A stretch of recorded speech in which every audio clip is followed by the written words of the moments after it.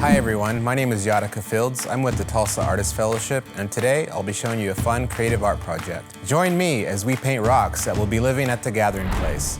The first step is to find you a rock that has a smooth surface on it to paint on. Next, choose the supplies that you will use to paint your rock, or you can check out supplies at Gathering Place to paint your rock at the park. Now, it is time to get inspired. Rocks are a symbol of strength and courage, and we want to sketch something that represents the hope and resilience that you have for the future. Now it's time to paint your rock.